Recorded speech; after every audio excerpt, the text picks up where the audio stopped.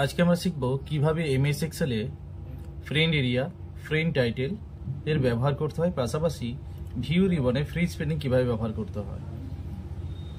তো আমরা page লেআউটে friend area কিভাবে ইউজ করতে প্রথমে দেখে নিচ্ছি। ফ্রেন্ড এরিয়া ব্যবহার করব আমরা যখন আমরা একটা নির্দিষ্ট অংশকে প্রিন্ট করতে চাইছি, পুরো অংশটা প্রিন্ট করতে চাইছি না, তখন ফ্রেন্ড এরিয়া ব্যবহার করব। ধরে নিলাম যে আমি 10 জন স্টুডেন্টের ডেটা এখানে এন্ট্রি করতে চাইছি। তো আমি 10 জন স্টুডেন্টের ডেটা প্রথমে সিলেক্ট করে নিলাম, ফ্রেন্ড এরিয়াতে গিয়ে সেট ফ্রেন্ড এরিয়া করে দিলাম।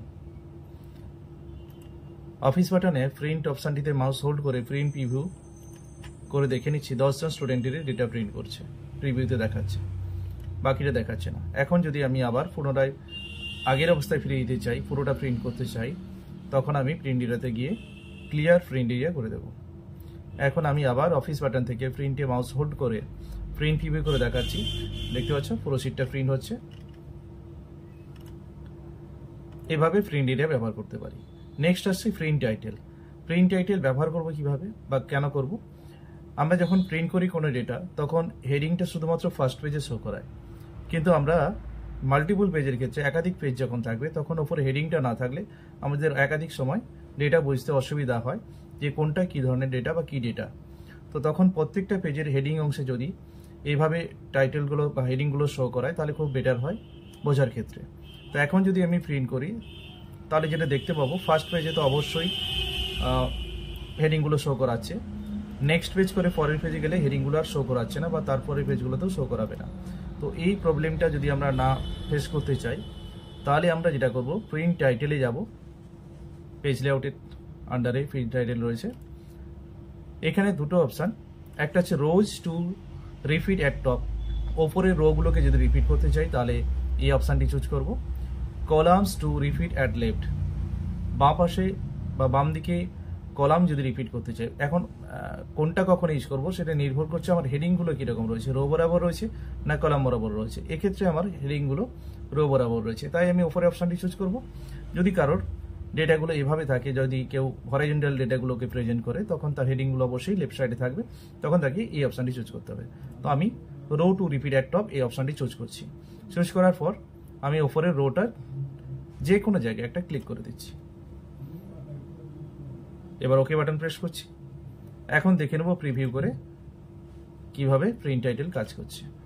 তো ফার্স্ট পেজে তো দেখাচ্ছে আমার হেডিং রয়েছে, সেকেন্ড পেজে দেখতে পাচ্ছ 50 থেকে সিরিয়াল নাম্বার শুরু হচ্ছে, কিন্তু হেডিংগুলো চলে এসেছে। Third, fourth, fifth, sixth, seventh, eight, ninth, 10th, এভাবে পরপর সবগুলো পেজের ওপরেই কিন্তু হেডিংগুলো চলে এসছে। নর্মালি পেজে কিন্তু এটা দেখাবে না, কিন্তু প্রিন্ট করলে প্রত্যেকটা পেজের হেডিংয়ে এটা চলে আসবে। এটা হচ্ছে প্রিন্ট টাইটেল। এভাবে আমরা প্রিন্ট টাইটেল ব্যবহার করব, আচ্ছা, নিজেদের বোঝার সুবিধার্থে। নেক্সট, আমরা যখন ডাটাগুলো রেকর্ড করি সফট কপিতে এক্সেলে, তখন হেডিংটা কিন্তু ফার্স্ট পেজে আমরা দেখতে পাচ্ছি, এবং সেটা কয়েকটা রো বরাবর ডেটাগুলো রেকর্ড করার সময় পেয়ে যাচ্ছি প্রথম কয়েকটা। কিন্তু যখনই আমরা ওই পেজের একটু নিচের দিকে চলে যাচ্ছি, তখন তার হেডিংগুলোকে দেখতে পাচ্ছি না উপরে। তো ওইতে ডেটা রেকর্ড করতে অসুবিধা হয়। এই অসুবিধাটা দূর করার জন্য আমরা যেটা করতে পারি, সেটা হচ্ছে ভিউ রিবনে গিয়ে ফ্রিজ পেন বলে একটি অপশান রয়েছে। তো ফ্রিজ পেন্স, এটা সাহায্যে আমরা যে ওপরে কলামগুলোকে কিংবা বাঁ পাশে ওপরের রোগুলোকে কিংবা বাঁ পাশের কলামগুলোকে ফ্রিজ করে দিতে পারি, যেটা আমার হেডিং হিসেবে ব্যবহার হবে। এখানে রয়েছে freeze top row, freeze first column. Freeze top row সাহায্যে আমরা ওপরের রোটিকে ফ্রিজ করতে পারি, আর ফ্রিজ ফার্স্ট কলামের সাহায্যে আমরা প্রথম কলামটিকে ফ্রিজ করতে পারি। আর প্রথম অপশন যেটা ফ্রিজ পেন্স রয়েছে, তার সাহায্যে আমরা একাধিক রো কিংবা একাধিক কলামকে ফ্রিজ করতে পারি। তো এখানে আমি প্রথম রোটিকেই ফ্রিজ করব। তো ক্লিক করে নিচ্ছি ফ্রিজ টপ রো।